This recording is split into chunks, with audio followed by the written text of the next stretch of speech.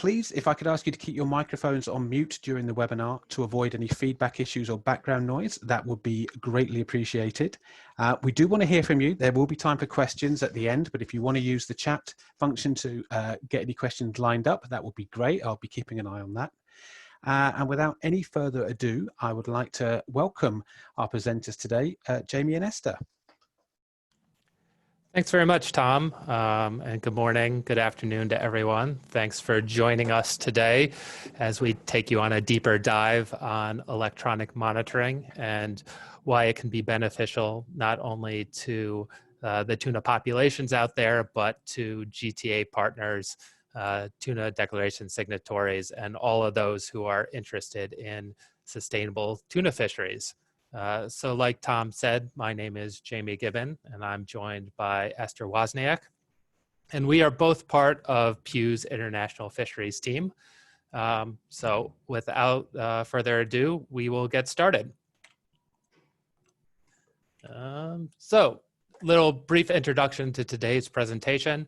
So I will talk about Pew's work on international fisheries. Esther will then take over and really go into the nuts and bolts of what an electronic monitoring program is and what it would look like at the RFMOs. I'll come back and talk about the intersection between electronic monitoring and the pledges made as part of the 2020 Traceability Declaration, talk a little bit about what's happening at the RFMOs when it comes to electronic monitoring development and implementation, takes a look specifically at what interested market partners can do when it comes to advocating for electronic monitoring. And then finally, like Tom said, finish up with some time for questions and answers.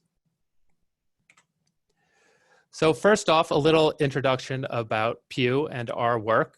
We are an international NGO headquartered in Philadelphia, Pennsylvania, but also with offices, our main office in Washington, D.C., a couple regional offices in the U.S., and then multiple offices, including in London and Brussels, Sydney, Melbourne, French Polynesia. So spread out throughout the world.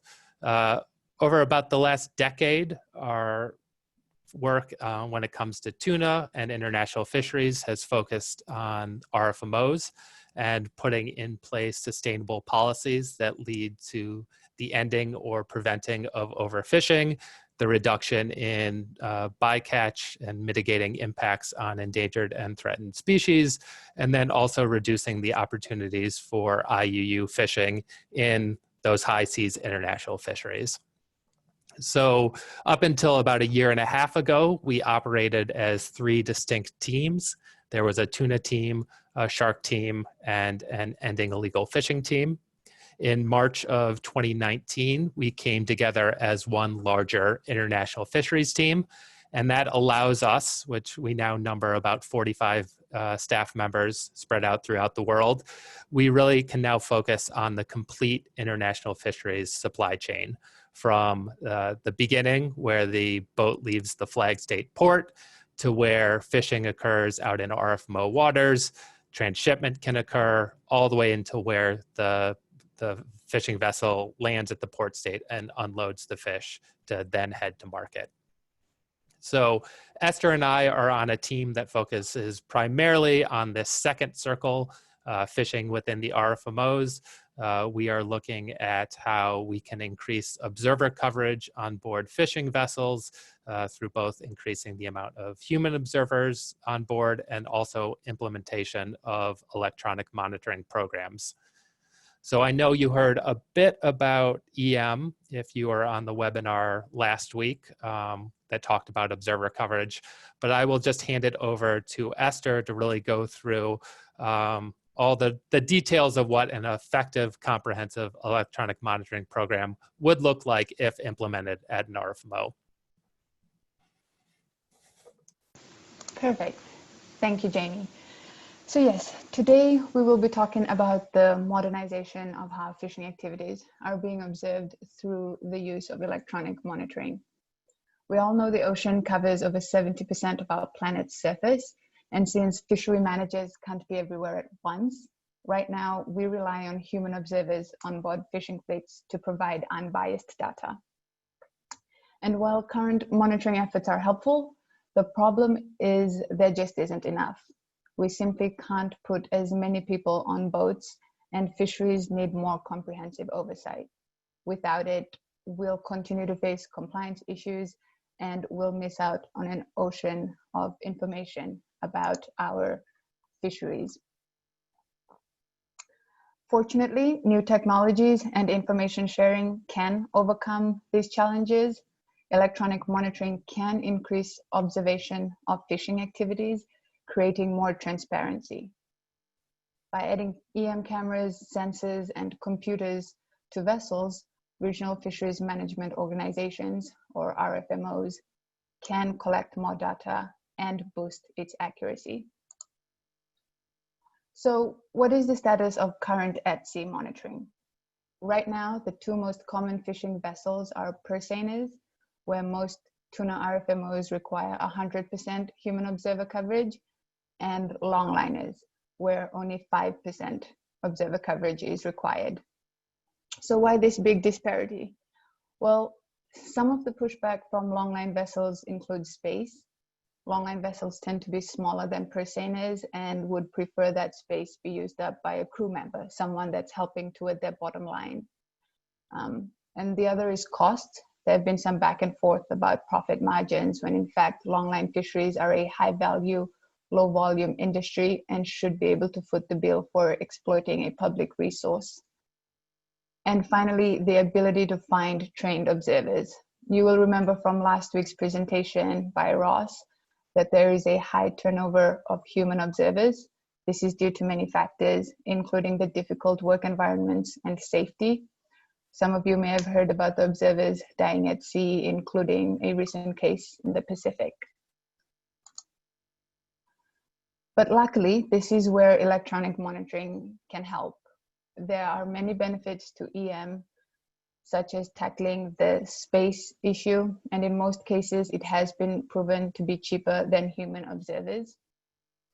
Another benefit is employment. There have been some concerns about the removal of or the loss of at-sea observers' employment, when in fact electronic monitoring can actually provide employment for dry observers, as they're sometimes referred to, basically having observers in ports at shore, reviewing all of the EM data that's being recorded by these cameras.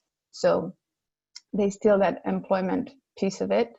And then since this is a different setup where you have observers in shore, probably in front of computers, there's a factor of observer safety because you don't have them out at sea. So it's a totally different environment. And then of course with cameras, you have continuous coverage. You don't need to take bathroom or meal breaks. So you're getting this continuous set of data. Scalability is another key benefit of EM, because it can expand observer coverage using cameras to smaller and even more vessels without needing to find and then train observers. And then EM benefits also include better reporting of endangered, threatened, and protected species, especially for longline vessels, where with good camera placement, you should be able to collect all of the data from the haul-in because of the stream that is brought in with a longline vessel. So that is another key important benefit of EM, electronic monitoring. Data integrity is a key piece.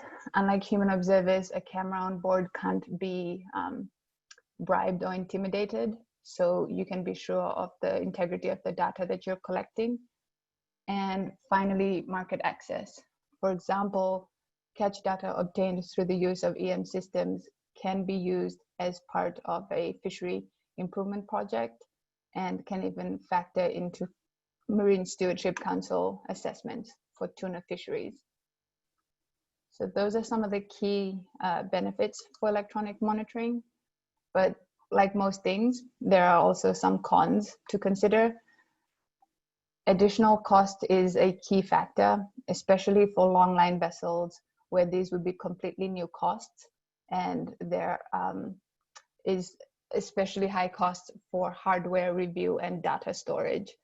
But at the same time, the current 5% observer coverage for longliners just isn't sustainable, and it's irresponsible. So while cost is a factor, it shouldn't be considered a blocking mechanism to increase observer coverage.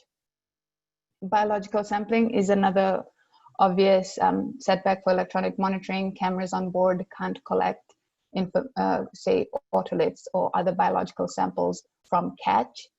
But this is something that could be done dockside. So when the vessel comes back to port, some of this biological sampling can be collected onshore. Privacy is another key issue, both from stakeholders and market partners who are worried that EM data might leak to the public and be described incorrectly, or by crew members who are already worried about the limited space and not having privacy for everyday activities that aren't fisheries related. So this is something that you can overcome with stakeholder engagement, and this is something we can talk about more in the next slides. But basically, including crew members in the discussions about camera placements can help with this, so that you're ensuring that you're capturing the catch and fisheries activities and not so much everyday crew life. Another key piece is species identification. Cameras can track that you are maybe catching a shark, but it might not be able to determine if it's a mako shark or a blue shark, depending on the resolution. Same for tuna, if it is a yellowfin or a juvenile big-eyed tuna. But it's worth noting that this is sometimes an issue with observers also, human observers, when it comes to species identification. So this isn't a concern specific just to EM. Sorry. Finally, post-release mortality. A lot of observers right now are obliged to record the likelihood of survival of a bicaught species once it's released.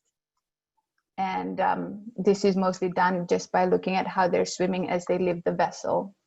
This is something that'll be difficult to catch with a camera, but something that a camera can do is track bycatch handling procedures. And those have been developed by RFMOs to ensure high post-release survival rates. So if you're looking at the camera data and you see that the crew is following all the procedures and conservation management measures that the RFMOs have put in place, then the bicaught species released are most likely to survive. So those are some of the key concerns for electronic monitoring, with some considerations. And with all that in mind, we need to think about what a successful EM program looks like. And to truly gain a more comprehensive oversight, RFMOs need to build an EM program with a set of standards and procedures that dictate how data are collected, transferred, analyzed, and stored. And when properly designed, it helps managers use that data to improve regulation and effective oversight of international fisheries. Now, let's cover some of the key components of an EM program. First off is outreach, basic communication to all stakeholders involved in fisheries, and building a shared list of problems and ideas. This creates a transparent participatory process that is vital when designing and implementing an EM program.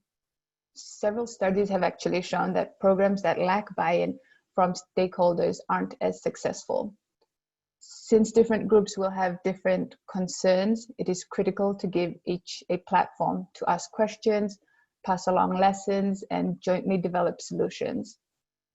It is also important to establish feedback mechanisms that continue after the program is put in place. Through stakeholder outreach like this, RFMOs can tackle some of the concerns such as costs and privacy that we talked about in the previous slides. Another key component is setting the objectives of the EM program. Because an EM program can have a variety of uses, it's important to establish clear objectives up front. The objectives inform every aspect of the program, from equipment and costs to levels of coverage and analysis of data. when identifying fisheries EM program objectives, managers should consider what the challenges they currently have in monitoring and how additional data can be collected economically, efficiently, and accurately through electronic monitoring systems. These objectives will help the managers decide what percentage of the fleet will require EM systems. And in an ideal world, really, all vessels should be required to have an EM system to ensure proper oversight, and that data represents the entire fishery. But this is a conversation that's currently going in the RFMO world, but this would be ideal. Finally, structure. Electronic monitoring programs can fall into two main categories when you're thinking about how the program will be structured. It can be an RFMO-wide program or a decentralized system made up of individual national or sub-regional EM programs. The choice of which type to implement should be guided by the program's objectives, and the RFMO's history and geography. These elements will also inform how vendors are contracted, how costs are distributed with all the stakeholders, and then standards for hardware and data. But more on that in the next few slides. So when you get to the data standards point, at this point you should have had all your conversations, begun your conversations with stakeholders, determined your objectives, and finalize the structure. Then we start looking at how we want to put together data standards, and these will be influenced by the objectives and the program structure, setting the stage for fisheries managers to agree on how to collect, transmit, and store data.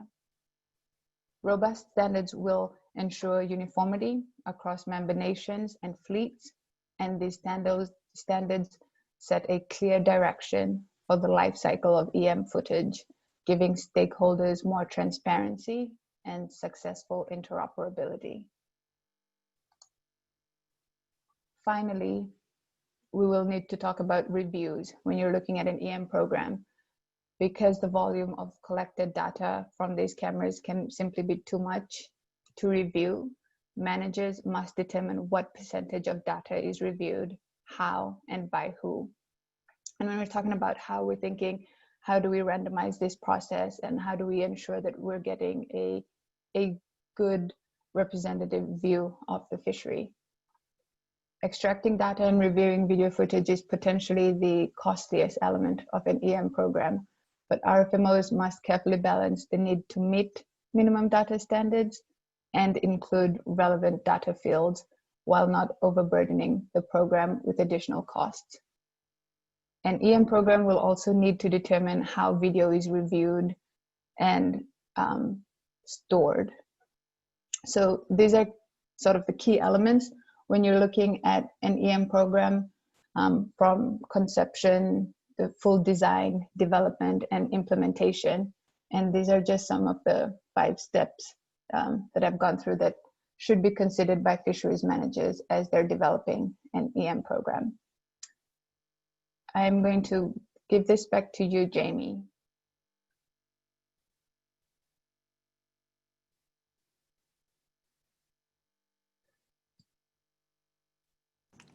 Thanks, Esther. Can you see my slides again? Yes. All right.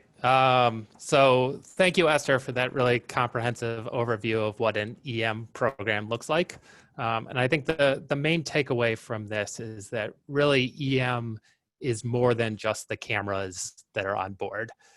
You can have cameras that collect data, but if you don't have a full comprehensive system backing it up, there's really no way that that data can be used for better management or better science. So just moving on from the nuts and bolts of electronic monitoring programs to why should signatories of the Transparency Declaration, why should GTA partners care about the implementation of EM? Obviously, as you saw, there are many elements to an EM program. It's not something that can be put in place overnight. So the question is, why should you on this call be supporting the long process, the sometimes hard process to get EM in place at the RFMOs? Well, as you know, there are 4 pledges that you took as signatories to the declaration.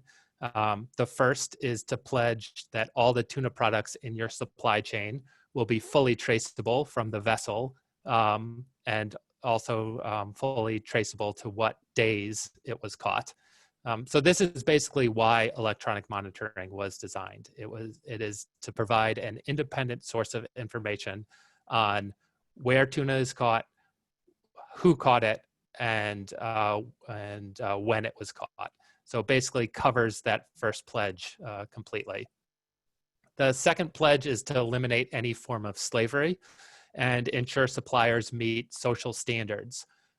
So again, this is where EM can help collect independent data from onboard the vessel, make sure that there's not IUU or other illicit activities occurring, and also EM, if that is the goal, can be designed to document labor conditions on board a vessel.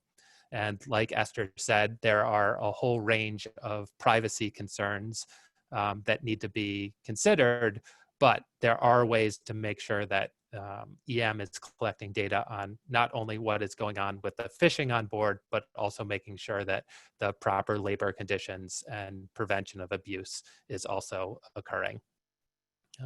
The third pledge from the signatories are the source tuna fisheries that have implemented science-based management plans and measures to ensure mitigation of bycatch impacts. Again, this is where EM can provide managers and scientists with data to both support those management plans, but also document when fishers are complying or not complying with those bycatch handling requirements. And then the fourth part of the signatory is to work with governments to ensure that you meet the first 3 pledges. This is again where there are lots of opportunities to advocate for the implementation of electronic monitoring, both with the RFMOs themselves, but also the national members who make up those RFMOs. So what we're looking for is to not only develop and implement those electronic monitoring programs, but also build the capacity of those countries to manage their information systems. So we're already seeing market requirements driving the adoption of EM, and that pressure is coming from 2 places. The first is consumers. So a recent Pew report found that about 5 million tons of tuna are caught and landed each year with an end value of approximately $40 billion US. And with that high value, there is an increasing demand from consumers for information on the sustainability and transparency of the fish that they are buying. So certainly that is where EM can start playing a role in collecting that data. There's also pressure coming from some of the biggest market states. Both the EU and the US have implemented requirements that require that suppliers and importers provide key data elements on where, when, and how fish were caught. So that's the EU IUU carding system takes that into account, their import system. And then the US, they also have their import monitoring program and their Marine Mammal Protection Act, which requires that countries prove that they are minimizing bycatch of marine mammals in their fisheries in order to import to the US. So to meet those data requirements, electronic monitoring programs are certainly a way to boost the reliability and the usability of that data. We're also seeing progress at the RFMOs themselves when it comes to electronic monitoring. In the past year at WCPFC, which oversees fishing in the Western Pacific, they have formed an ER-EM working group that is drafting standards for their electronic monitoring program and also putting together a draft conservation management measure And that will all be presented to the members at their December meeting for their review and adoption. And that, again, is to work towards having a commission-wide electronic monitoring program in place.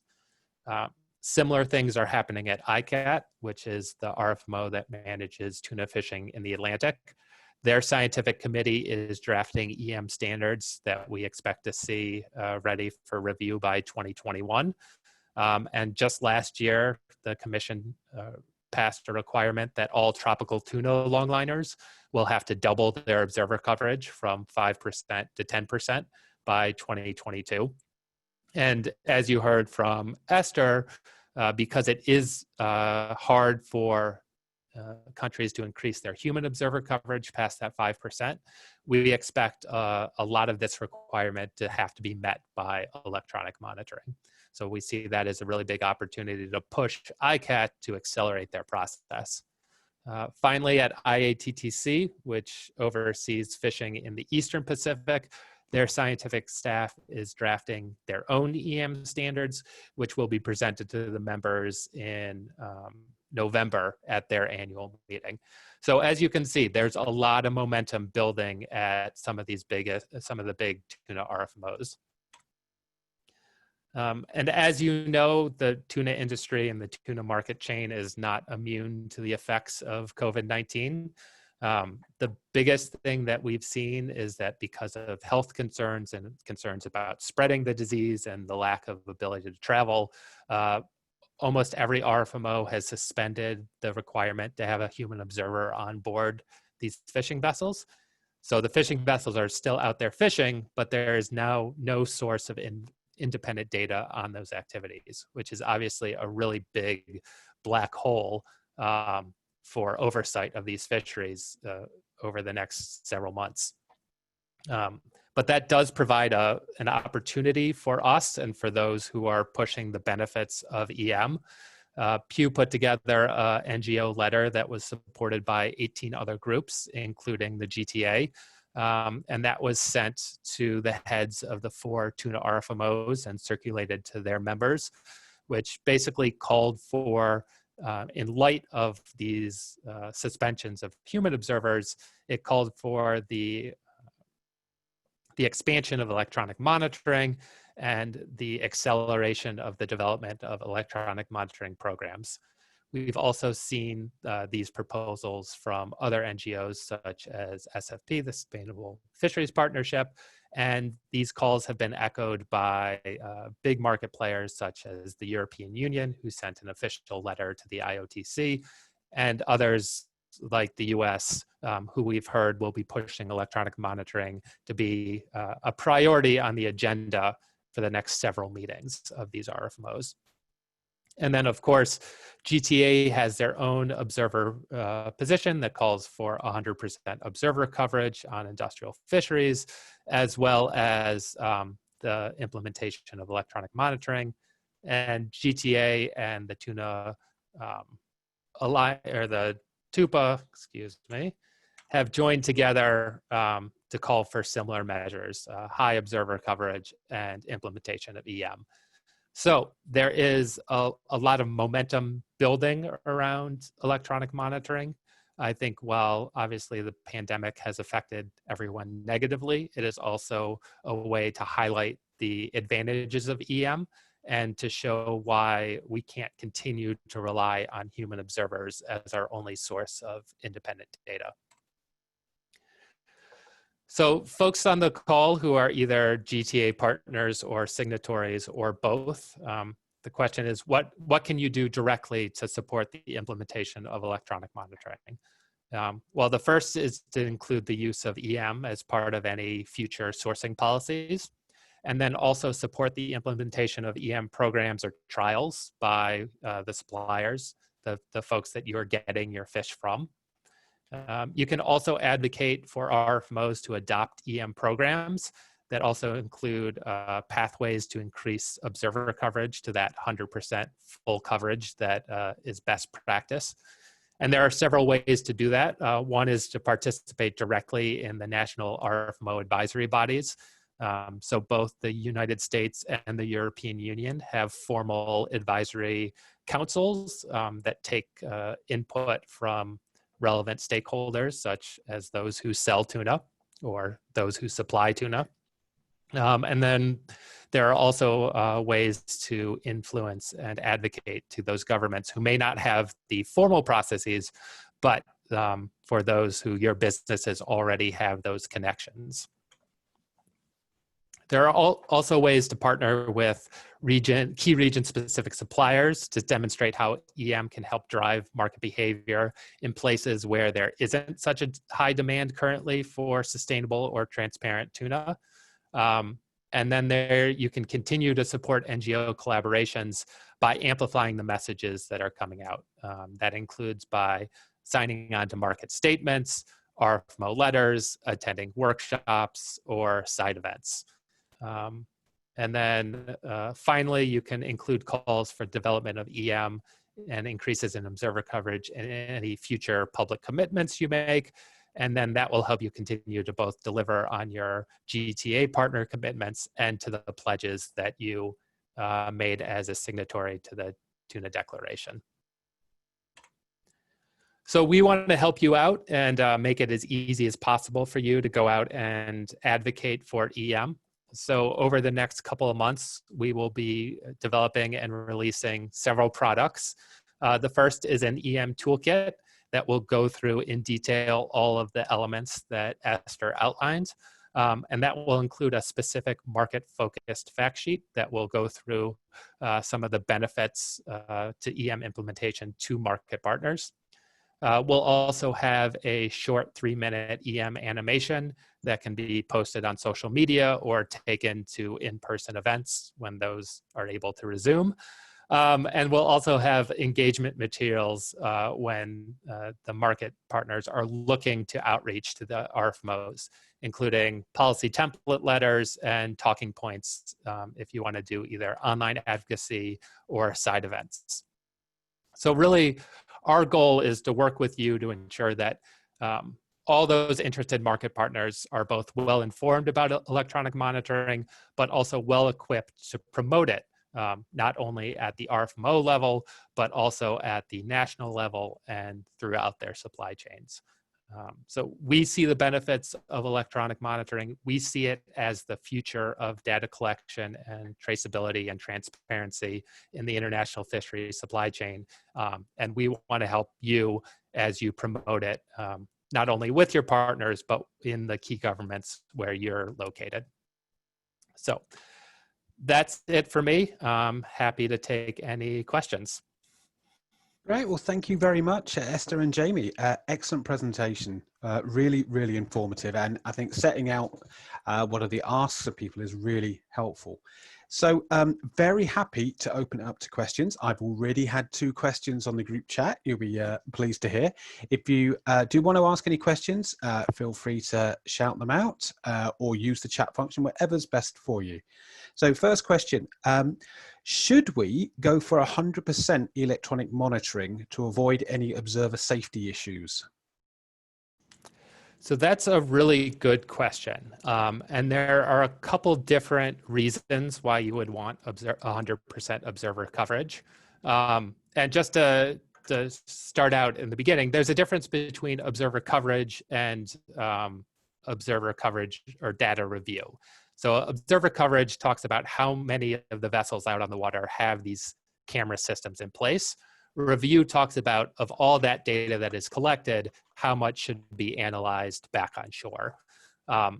For the review portion, there's probably not a necessity to review 100% of the data.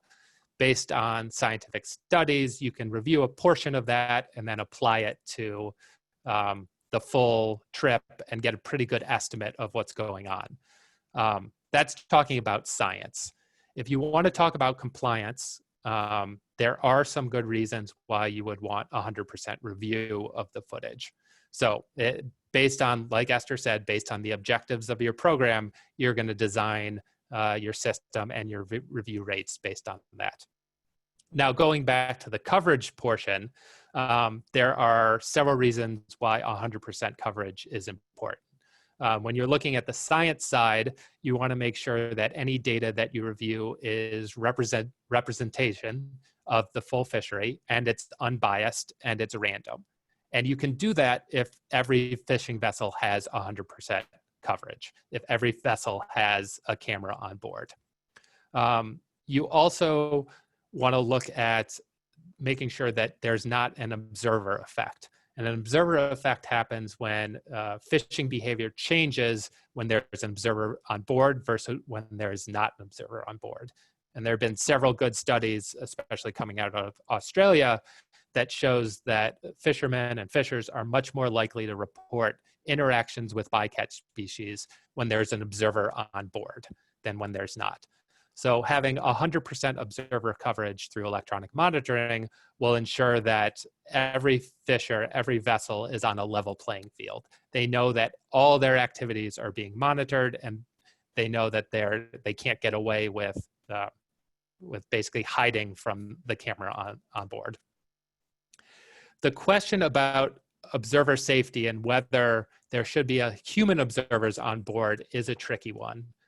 There are several areas in the world where there's a big reliance on human observers for opportunities for employment. And you certainly wouldn't want to take that away from some of those countries.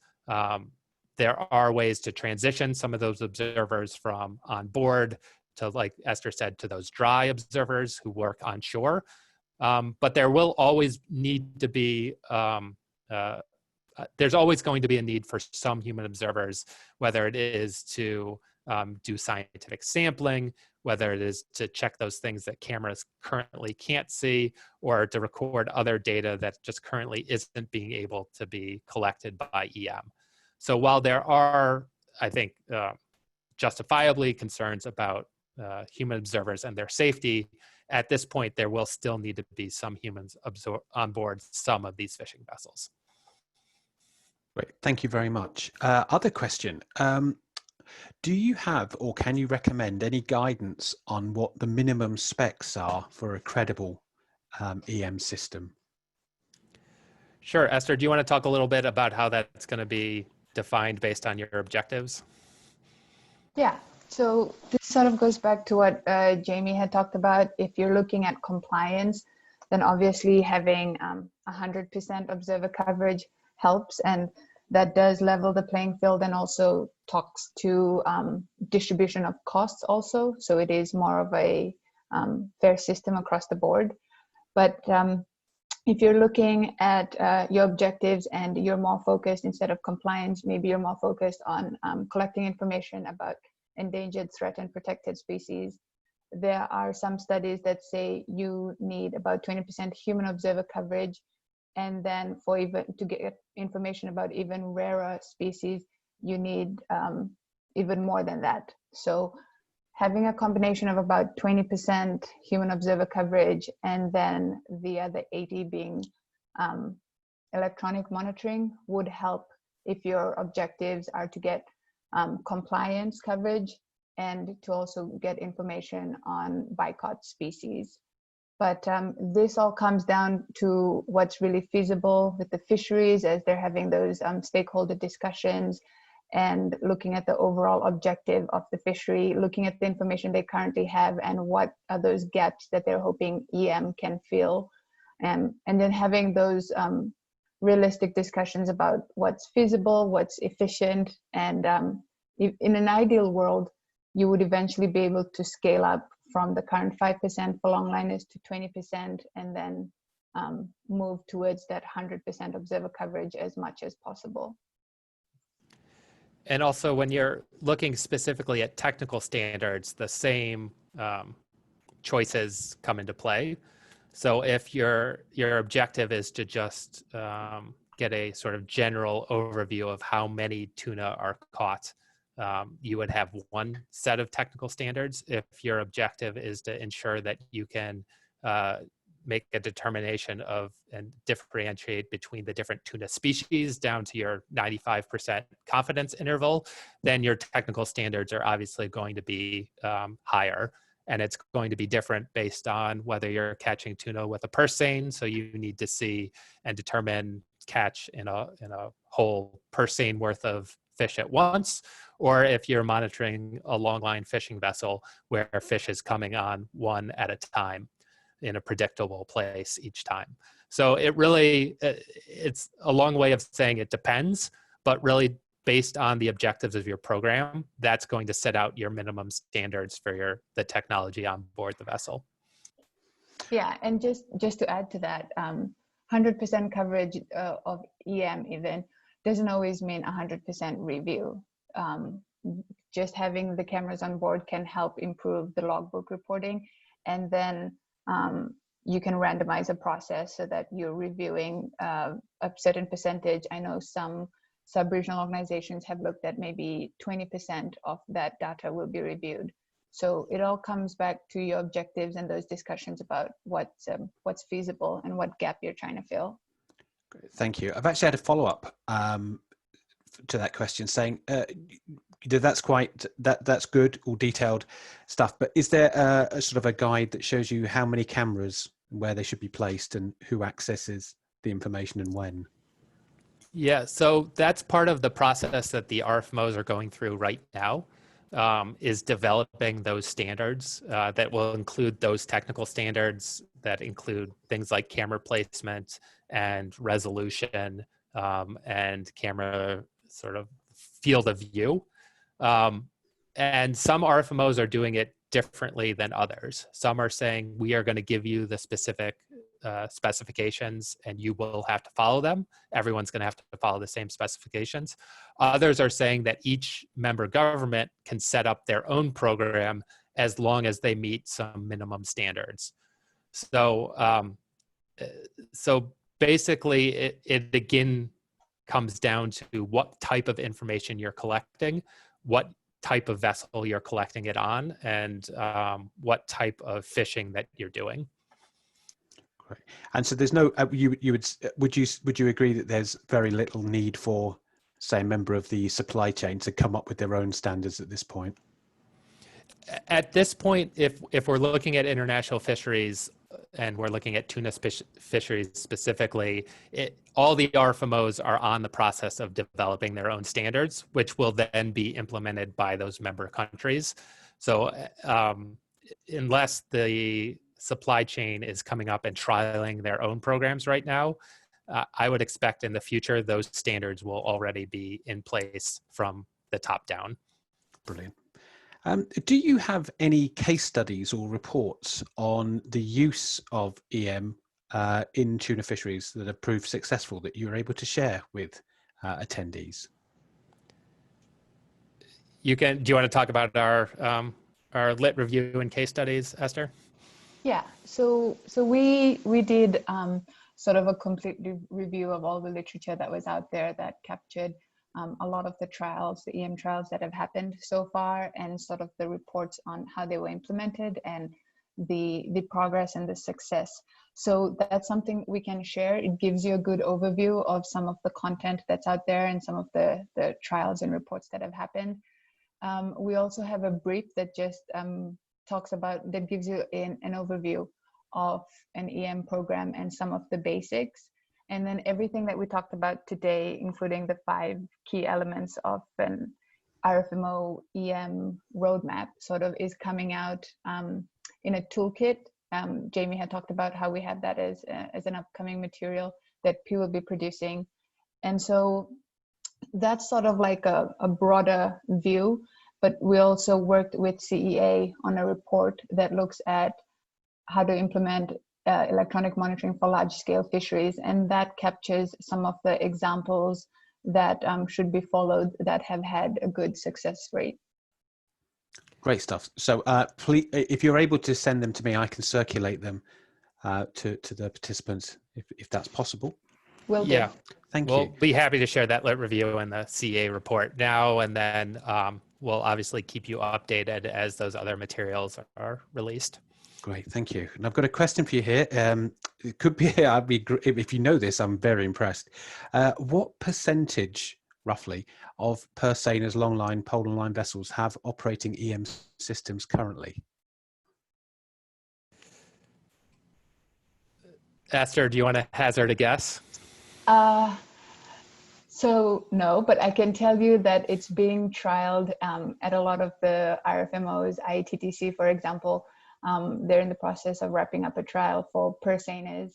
I know that some countries like Australia have electronic monitoring fully implemented in a lot of their fishing fleets. But when it comes to the exact percentage of how many personas, longliners, and pole and line vessels have EM on board, that's a little bit difficult at this stage because a lot of the standards and some of the infrastructure that they need to have a full EM program is still in process, in the development process at these RFMOs.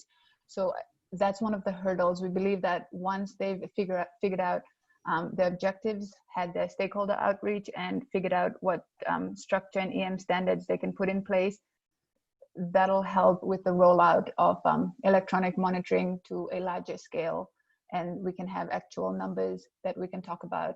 I'll give you an example. ICAT, for example, they're looking at working on electronic monitoring standards in advance of a requirement to increase observer coverage through the use of human and electronic monitoring by 2022.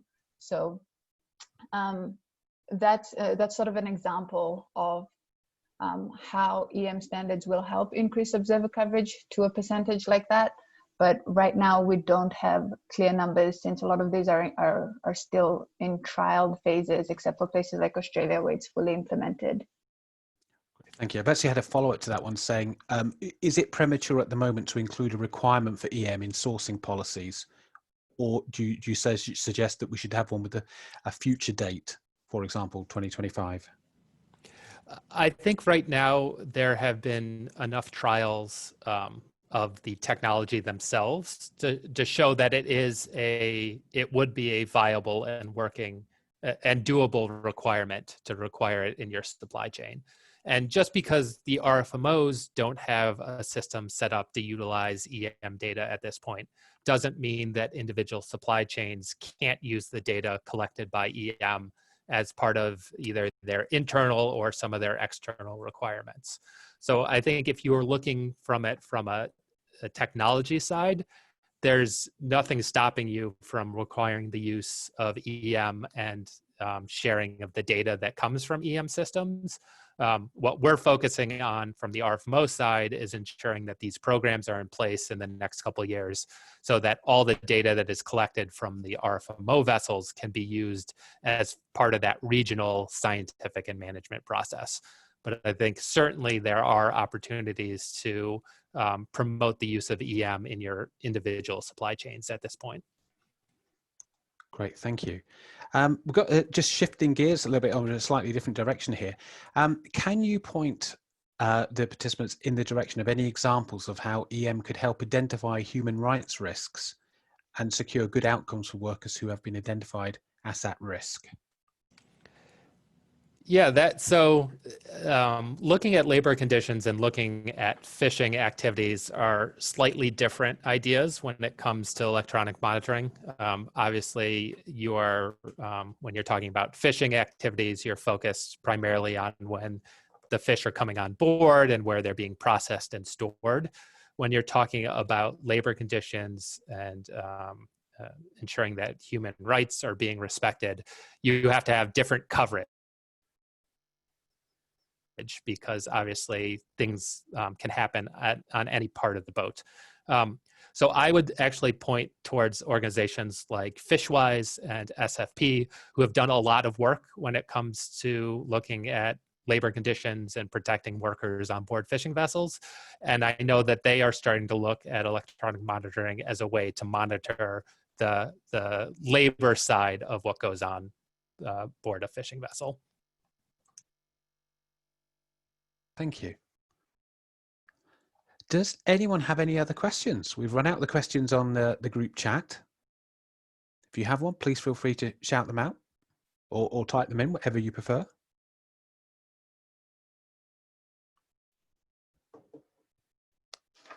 No? Okay. Well, thank you very much for joining our webinar, and a special thank you to Jamie and Esther for presenting and providing all that information.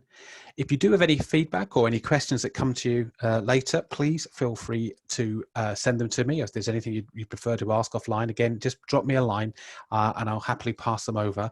The next webinar takes place tomorrow, 4 p.m. UK time again, and it's going to be on collective best practices for well-managed at-sea transshipment. And we will be presented by Holly Kohler, the Vice President of Policy and Outreach at ISSF. Thank you very much for joining. And again, just a final thank you to Jamie and Esther for presenting on this. Extremely helpful. The recording will be online. The slides will also be online if that's okay with Jamie and Esther. And I look forward to speaking to you again tomorrow.